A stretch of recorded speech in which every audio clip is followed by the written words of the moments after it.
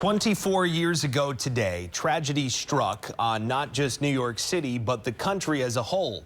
On September 11, 2001, a group of terrorists hijacked 4 U.S. commercial airliners, 2 of them flown into the Twin Towers of the World Trade Center. CBS 6's Laura Jamet is joining us live this morning in studio after speaking with a survivor of the 9/11 attacks. Good morning, Laura. JT and Jill, this day is something that will stick with people forever, no matter if you experienced it firsthand or heard the stories. But a person doesn't truly know what it was like unless they lived through it.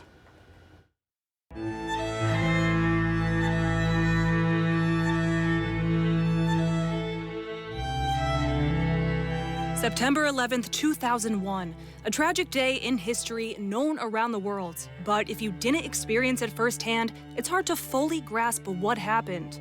When the towers came down, they had a kill radius of 4 blocks. For Gordon Huie, that day will haunt him forever. Today, Gordon is the world's only 9/11 triple survivor. He rescued dozens from the attacks, lost someone close to him, and is a survivor himself.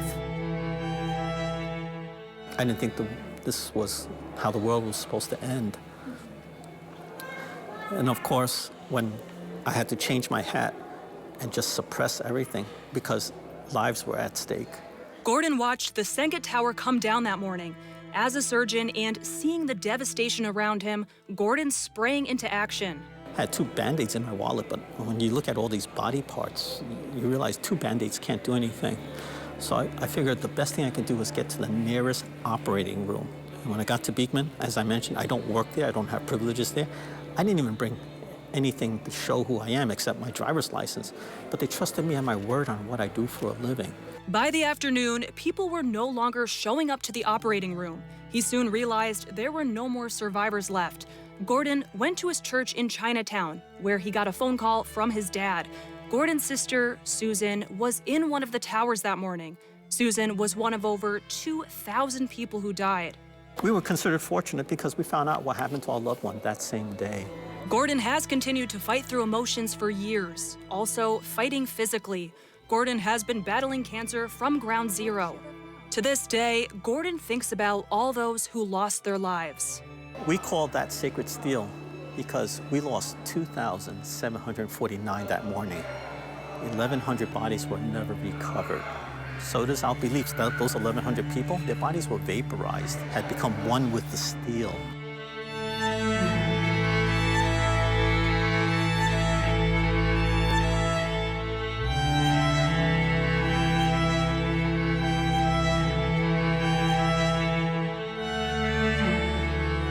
Gordon now spends his time traveling around the world, telling his story. He even spoke to University at Albany students, giving them a new look on that tragic day. By sharing his story, he says others are helping him. You're helping me decompress from the horrors of that day. And yes, I have PTSD. I'm getting better and better at it. Gordon says he will continue to share his story around the world and spread the word on what happened that day. Coming up in our next half hour, I will be talking about how one restaurant is making sure these victims are not forgotten about. Reporting in studio, Laura Jamet, CBS 6 News.